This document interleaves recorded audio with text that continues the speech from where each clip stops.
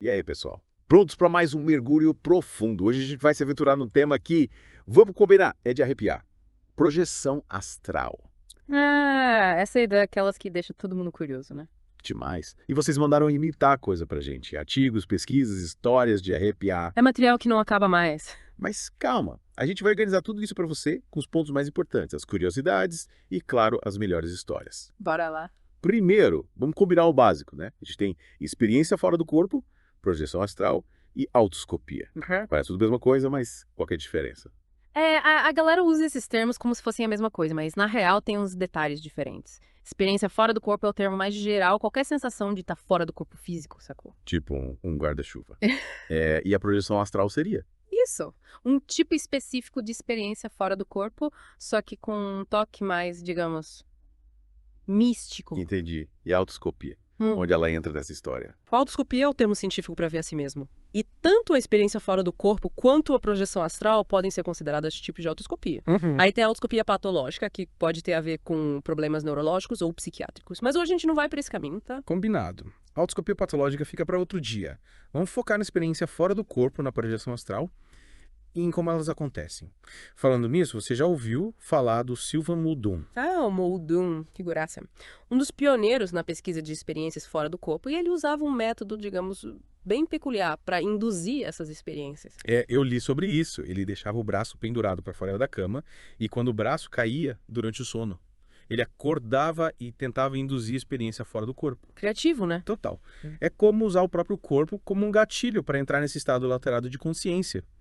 E por falar em métodos criativos, você sabia que o Salvador Dalí, o pintor surrealista, usava um método chamado paranoico crítico para acessar estados alterados de consciência? Que isso? Sério. Ele buscava inspiração para as obras dele em estados alterados de consciência. Ele meio que forçava a mente a ver conexões e padrões onde não existiam. Faz sentido, né? Arthur, o realista, brinca com a percepção da realidade, afinal de contas. Pois é. E você encontrou alguma coisa sobre técnicas mais, digamos, científicas para induzir esses estados? Encontrei sim. Tem bastante coisa sobre ondas sonoras que influenciam as ondas cerebrais. As famosas batidas binaurais. Ah, as batidas binaurais. Parece que certas frequências sonoras podem induzir estados de relaxamento profundo que podem levar à experiência fora do corpo. É verdade. Elas usam dois tons diferentes, um em cada ouvido, e a diferença entre as frequências cria uma terceira frequência que o cérebro capta. E essa terceira frequência, Pode induzir vários estados mentais, dependendo da intensidade. olha só. E tem gente usando as batidas binaurais para induzir estados alterados de consciência, tipo a experiência fora do corpo. O Instituto Monroe, por exemplo, é famoso pelas pesquisas nesse campo. Sim. O Instituto Monroe tem um programa chamado HemiSync, que usa as batidas binaurais para facilitar a projeção astral e outras experiências fora do corpo. Maneiro, né? Usar a tecnologia para explorar a consciência. Totalmente. E a gente pode até testar isso em casa. Com fones de ouvido, você ouve um tom de 200 Hz no ouvido e 205 Hz no outro. A diferença é 5 Hz cria a frequência teta que está associada ao relaxamento profundo. É isso aí. É como se o cérebro entrasse em sincronia com essa frequência, o que pode facilitar a projeção astral. Mas é bom lembrar, a comunidade científica ainda não reconhece a projeção astral como um fenômeno comprovado, tá? Verdade, ainda tem muito mistério em torno da projeção astral. Voltando às técnicas, você viu algo sobre a técnica da oscilação entre a vigília e o sono? Viu alto. Parece bem desafiadora. Eu também achei. A pessoa tenta se manter consciente enquanto adormece. E nesse limiar entre o sono e a vigília, a experiência fora do corpo pode rolar. Mas parece que exige muita disciplina. Com certeza. E por falar em estados de transição, você se aprofundou no conceito de corpo astral. Sim, é um dos conceitos mais intrigantes da projeção astral. É como se tivéssemos um corpo energético que se separa do corpo físico durante a experiência. É isso aí. Algumas tradições chamam de corpo sutil, corpo etérico, corpo de luz. E ele seria o veículo da nossa consciência durante a viagem astral. Exatamente. E tem um detalhe que eu achei incrível. O cordão de prata. Cordão de prata. É tipo um fio energético que conecta o corpo físico ao corpo astral durante a projeção. Nossa. É como se fosse um elo que impede que a alma se perca durante a viagem astral. Tipo um cabo de segurança. Ih, fascinante. Mas e aí? O que a ciência diz sobre a projeção astral? Ela é considerada um fenômeno real. Bem, essa é uma questão complexa. A comunidade científica, por enquanto, não reconhece a projeção astral como um fenômeno comprovado. Mas existem algumas teorias que tentam explicar as experiências fora do corpo de modo geral. Uma delas é a teoria neurológica, que diz que as experiências fora do corpo são resultado de só de interações na atividade cerebral. tipo a estimulação de áreas do cérebro responsáveis pela percepção espacial corporal. Então, para a neurociência, a experiência fora do corpo seria tipo uma ilusão criada pelo cérebro. É, mais ou menos isso. Mas ilusão não significa que a experiência não seja real, tá? Só significa que ela é criada pela mente e não por um evento externo. Entendi. E a psicologia? O que ela diz sobre as experiências fora do corpo? A psicologia também tem algumas teorias. Algumas delas sugerem que as experiências fora do corpo podem ser alucinações, sonhos vívidos ou até mesmo distúrbios do sono. O psicólogo Donovan Rawcliffe, por exemplo, defendia que a projeção astral era uma forma de delírio, sem nenhuma base na realidade. Ou seja, para a psicologia, a projeção astral seria um produto da nossa imaginação. Em alguns casos, sim. Mas é importante lembrar que a psicologia reconhece a importância da experiência subjetiva. Mesmo que a experiência seja criada pela mente, ela pode ter um significado profundo para a pessoa. Verdade, afinal, a nossa mente é poderosa. E as teorias mais esotéricas, místicas, o que elas dizem sobre a projeção astral?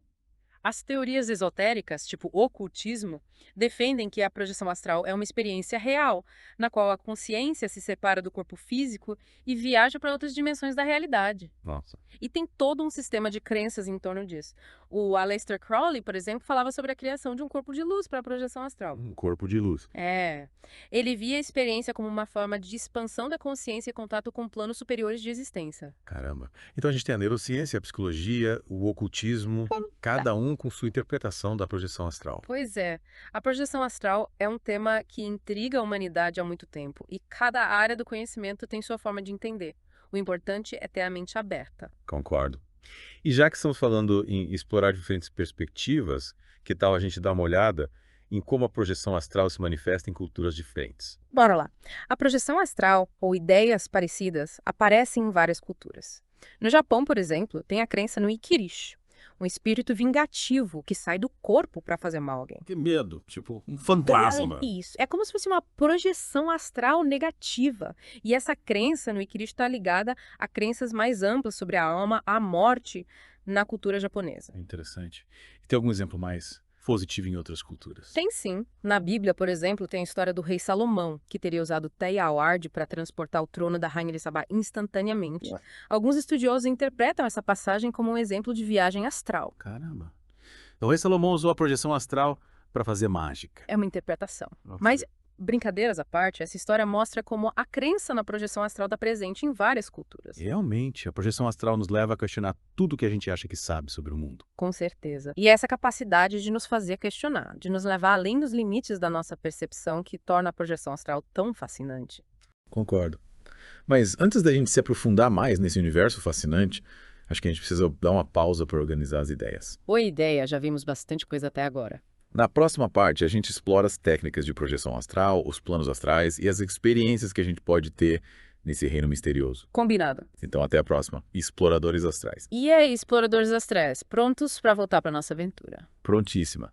Na última parte, a gente desvendou cada mistério. A diferença entre experiência fora do corpo e projeção astral. Os métodos do Silva Mudone e do Salvador Dalí para acessar estados alterados de consciência. É verdade. A gente viu também que a ciência ainda está buscando explicações para a projeção astral. A neurociência, a psicologia. E demos até uma volta ao mundo. O Ikiri no Japão, o rei Salomão na Bíblia. Uau!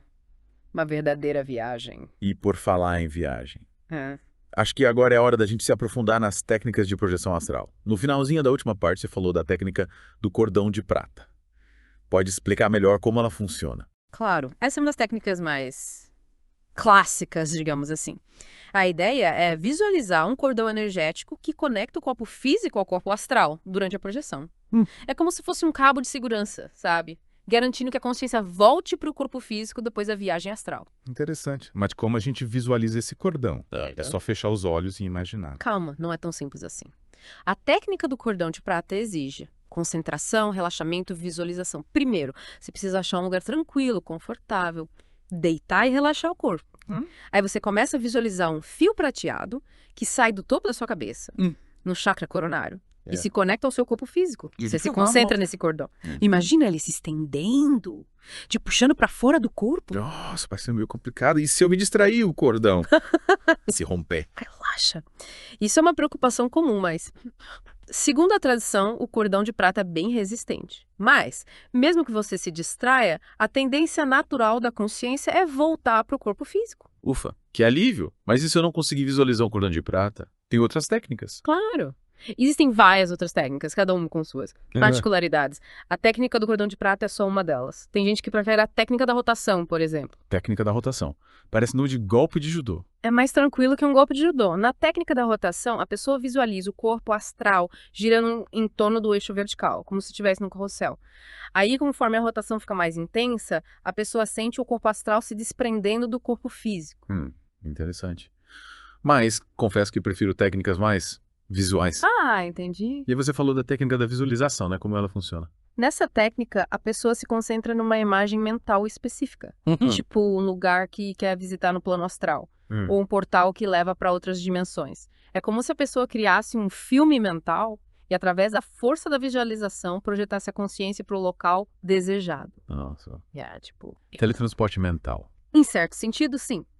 Mas, assim como nas outras técnicas, exige prática, concentração. E tem mais alguma técnica? Tem sim. É. A técnica do ponto de consciência. Nela, a pessoa se concentra num único ponto, a ponta do nariz, centro da testa, o chakra cardíaco. Ao focar a atenção nesse ponto, ela só expande a consciência para além do corpo físico. Entendi. É como se a gente usasse um ponto de referência para ancorar a consciência e, ao mesmo tempo, expandir a percepção. Exatamente. E tem a técnica da expansão energética também, bem popular entre quem trabalha com energias. Expansão energética. A pessoa visualiza a energia vital, a aura, se expandindo para além do corpo físico. É como se a pessoa inflasse um balão energético ao redor do corpo e esse balão impulsionasse ela para fora do corpo físico. Nossa, quanta técnica diferente. Acho que você vê no manual de instruções. Calma. O importante é experimentar, descobrir qual funciona melhor para você se divertir, né? Explorar a consciência deve ser uma aventura. Concordo. E falando em aventura, acho que agora é a hora de a gente se aventurar pelos planos astrais. Pode explicar melhor o que são esses planos, como a gente explora eles? Os planos astrais são dimensões sutis da realidade, como se fossem mundos paralelos que existem junto com o plano físico, mas vibram em frequências diferentes. Segundo a tradição esotérica, existem vários planos astrais, cada um com suas características, seus habitantes. Nossa. Então é tipo o multiverso astral. Podemos viajar para diferentes dimensões, conhecer outros seres. Em teoria, sim. Mas é importante lembrar que essa é uma área que a gente ainda está explorando, entendendo, e nem tudo é o que parece no mundo astral. Verdade. É preciso ter cuidado ao navegar por esses planos. Mas você pode dar uns exemplos de planos astrais. Claro. Segundo a teosofia, existem 7 planos principais. Plano físico, plano astral, plano mental, plano dúdico, plano átmico, plano monático e o plano divino. 7 planos. Caramba. E o que a gente pode encontrar nesses planos? No plano astral, por exemplo, que é o mais próximo do plano físico. A gente pode encontrar energias, emoções, pensamentos, formas, pensamento, entidades astrais, espíritos desencarnados, projeções de outras pessoas. Nossa, parece um lugar bem movimentado. E os planos superiores? O que a gente encontra neles? Os planos superiores são reinos de luz, paz, sabedoria, amor. Nesses planos, a gente pode se conectar com a nossa essência divina, com seres de luz, com mestres espirituais. Mas, para acessar esses planos, geralmente a gente precisa ter um nível de consciência, de vibração energética mais elevada. Entendi. É como se a gente precisasse subir de nível para acessar os planos superiores. Exatamente, tipo um videogame. No mundo espiritual, a evolução também é gradual, a gente vai acessando planos mais elevados conforme expande a consciência. Faz sentido.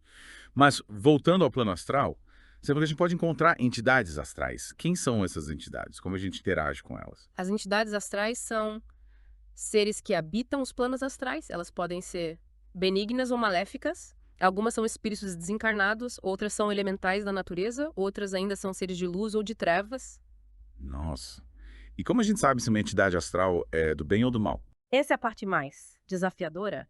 A intuição é a nossa principal ferramenta. Se você sentir paz, amor, confiança, a entidade provavelmente é benigna. Se você sentir medo, angústia, desconforto, é melhor se afastar. Acho que no mundo astral a gente precisa confiar nos nossos instintos. Mas e se a gente quiser se comunicar com uma entidade, como faz? A comunicação com entidades astrais pode acontecer de várias formas. Telepatia, visualização, sonhos, até mesmo através da escrita automática. Escrita automática, tipo, a entidade controla minha mão e escreve. Calma. A escrita automática é uma técnica em que a pessoa entra em um estado alterado de consciência e permite que a mão seja guiada por uma força externa. Pode ser uma entidade astral ou a própria intuição. Interessante. Mas, Confesso que prefiro a telepatia. É mais É. prático. E qual a finalidade de se comunicar com entidades astrais? A gente pode aprender muita coisa. As entidades podem dar orientação, conhecimento, cura, ajudar nos nossos desafios. Mas, é importante lembrar, nem todas as entidades são confiáveis. Com certeza. No mundo astral, assim como no físico, a gente precisa ter cuidado com quem a gente confia.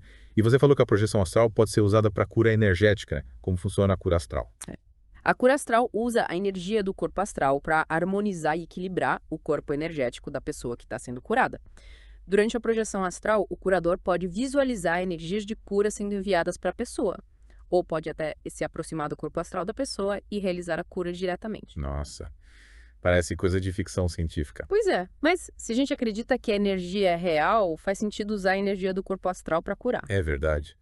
Mas a cura astral não substitui os tratamentos médicos, né? Não. É uma terapia complementar que pode ajudar no processo de cura, mas não deve ser usada como única forma de tratamento. Entendi. É com complemento, um reforço energético. Mas, voltando à projeção astral, você encontrou relatos sobre as experiências que as pessoas têm. O que elas veem, sentem, aprendem. Encontrei vários. E são relatos incríveis. As experiências astrais são muito pessoais, variam de pessoa para pessoa, mas algumas coisas são comuns. Tipo, Muita gente descreve a sensação de flutuar, se mover livremente pelo ambiente, atravessar as paredes, voar. Outros falam de viagens para outros lugares, encontros com seres de luz, visões do futuro, revelações sobre vidas passadas. Nossa, parece um sonho lúcido, só que É. mais real. Pois é. A projeção astral expande a nossa percepção da realidade, nos conecta com dimensões que a gente não acessa normalmente. E através dessa experiência a gente pode aprender muito sobre a gente mesmo, sobre o universo. Caramba, acho que eu vou precisar de mais algumas sessões de projeção astral para absorver tudo isso. É muita informação. Mas antes da gente continuar essa jornada, acho que a gente precisa dar uma pausa para respirar. Concordo. Já exploramos muitas ideias, muitos conceitos. Na próxima parte, a gente vai falar dos desafios, dos perigos e dos cuidados que a gente precisa ter ao praticar a projeção astral. Isso aí. Segurança em primeiro lugar. Combinado. Até a próxima. Exploradores astrais. E aí, exploradores astrais. De volta para a nossa última parte do mergulho no mundo da projeção astral. A gente já viu tanta coisa. As diferenças entre a experiência fora do corpo e projeção astral. As técnicas. Os planos astrais. Sim, a gente já explorou bastante coisa, deu até para dar uma volta ao mundo, vendo como a projeção astral aparece em culturas diferentes. Uma verdadeira viagem. Mas, como toda aventura, a projeção astral também tem seus desafios, né? Seus perigos. Com certeza. E é sobre isso que vamos falar agora, né? Os desafios, os perigos, os cuidados que a gente precisa ter. Afinal, ninguém quer se perder no multiverso astral, né? De jeito nenhum. Segurança em primeiro lugar. Exatamente. E um dos maiores desafios, eu acho, é o medo, né? Muita gente tem medo do desconhecido, de encontrar, sei lá, energias negativas, não sei, se perder nos planos astrais, de não conseguir voltar pro corpo. Não, o medo é normal, né? Imagina, você tá lá de boa, tentando relaxar para ter uma experiência fora do corpo e de repente tá flutuando no teto do seu quarto. Dá pra ter um infarto. É, o medo é uma reação natural, mas o problema é que ele pode bloquear a projeção astral. Se a gente fica tenso, ansioso, a gente trava o processo. faz sentido. É como se o medo fosse um freio de mão, né? E como a gente solta esse freio de mão? Como a gente lida com o medo? Autoconhecimento e preparação. Primeiro, a gente precisa entender de onde vem esse medo. É medo de morrer, medo de se perder, medo do que vai encontrar. E aí, a gente trabalha esse medo. Meditação, visualização, técnicas de relaxamento ajudam bastante. Entendi. A gente precisa se conhecer bem, entender nossos medos e aí sim se aventurar no mundo astral. Isso. E além do medo, outro desafio é a falta de disciplina, de persistência. A projeção astral exige prática e nem sempre rola na primeira tentativa. Ah, isso é verdade. Você tentei a técnica do cordão de prata algumas vezes e É nada. É normal. A projeção astral é como aprender a andar de bicicleta. Exige tempo, dedicação. Não desanima se não conseguir de primeira. Continua praticando, experimentando. Você tem razão. Não vou desistir. Mas, falando em perigos, né? A gente está lidando com energias, outras dimensões, precisa ter cuidado, né? Sim, a projeção astral exige responsabilidade, cuidado. E um dos perigos é a possibilidade de encontrar energias negativas, entidades astrais hostis. Perdão. Energias negativas, entidades hostis. Parece filme de terror. Calma, calma. O plano astral é como um oceano de energias. E assim como no oceano, a gente encontra correntes calmas e correntes agitadas. No plano astral também energias positivas e negativas, entidades benignas e maléficas. Dá um medinho. Como a gente se protege dessas coisas? Proteção energética. Antes de se projetar, é importante criar um escudo de proteção. Visualizar energias de luz te envolvendo, invocar a proteção de seres de luz. E qual técnica você usa? Eu gosto da visualização. Imagina um escudo de luz branca me envolvendo, me protegendo de qualquer energia negativa. E durante a projeção astral, se eu sinto alguma coisa estranha, mentalizo essa luz branca se intensificando. Entendi. Parece simples e eficaz. E além da proteção, tem mais algum cuidado? A intenção. A gente precisa ter clareza sobre o propósito da projeção astral. Manter uma atitude positiva, ética, evitar invadir a privacidade dos outros, interferir na vida deles, causar qualquer tipo de dano. É, a gente não pode sair por aí bisbilhotando a vida alheia no plano astral, né? Tem que ter respeito. Com certeza. A projeção astral nos dá acesso a outras realidades, mas a gente não pode interferir, manipular. A gente precisa agir com responsabilidade, compaixão. A regra de ouro vale para todos os planos. Mas, como a gente sabe se está preparado para a projeção astral? Tem algum sinal? Boa pergunta. Não tem uma forma mágica, né? Mas alguns sinais podem indicar que a pessoa está no caminho certo. Do tipo de sinais. Interesse genuíno pelo tema, prática de meditação, desenvolvimento da intuição, busca por autoconhecimento. É como se a projeção astral fosse um chamado interior, né? Isso. A projeção astral não deve ser forçada. Ela deve ser abordada com respeito, com um desejo de aprender, crescer. E o que a projeção astral pode nos ensinar? A projeção astral é uma ferramenta poderosa. Autoconhecimento, expansão da consciência, conexão com o divino. A gente pode ter experiências que vão além do corpo físico, da mente racional. Uau, que incrível! É uma jornada que pode ser libertadora e inspiradora. E com essa mensagem, chegamos ao fim do nosso mergulho no mundo da projeção astral. Espero que vocês tenham curtido a viagem. E lembrem-se, a projeção astral exige responsabilidade, conhecimento. Busquem orientação, pratiquem com segurança. E aproveitem essa aventura. Exatamente. Até a próxima, Exploradores Astrais.